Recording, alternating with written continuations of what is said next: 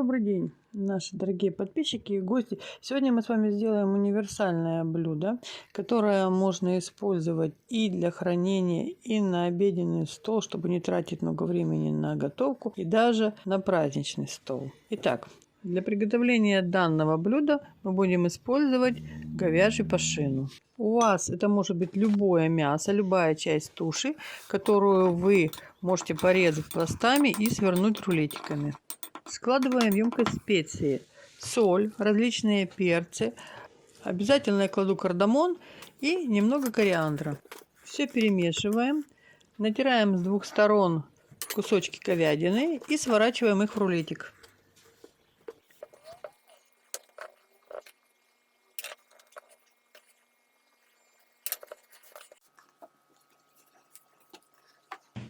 Рулеты кладем в банку. На одну банку один рулет.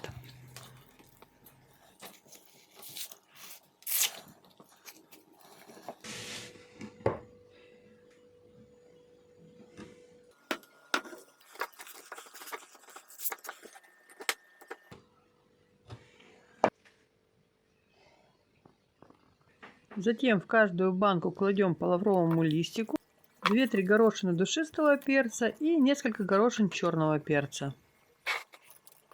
В каждую банку наливаем воду, где-то по полстакана, чтобы вода доходила до середины рулета, можно до края рулета.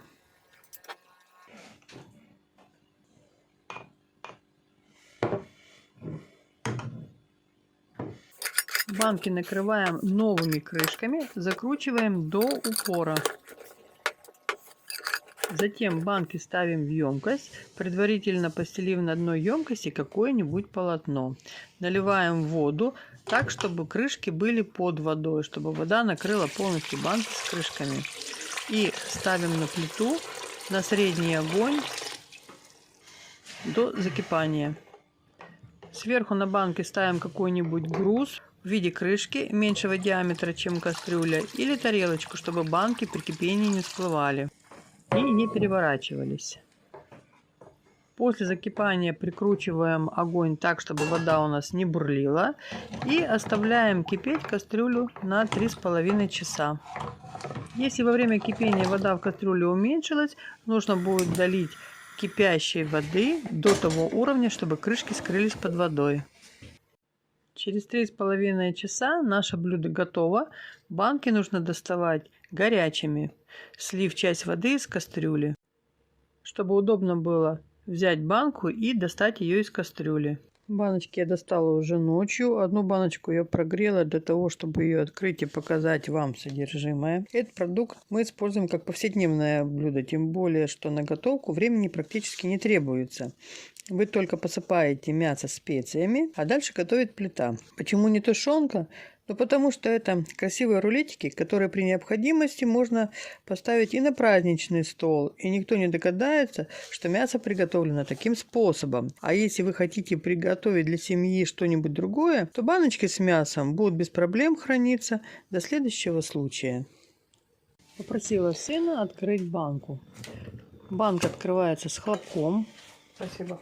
Это говорит о том, что она полностью была герметична и ни о каких бактериях, там, микробах или ботулизме речи вообще не идет. Да, и если вам попались некачественные крышки, то я вам советую, после того, как вы их достанете из горячей воды, просто их хорошо еще раз протянуть.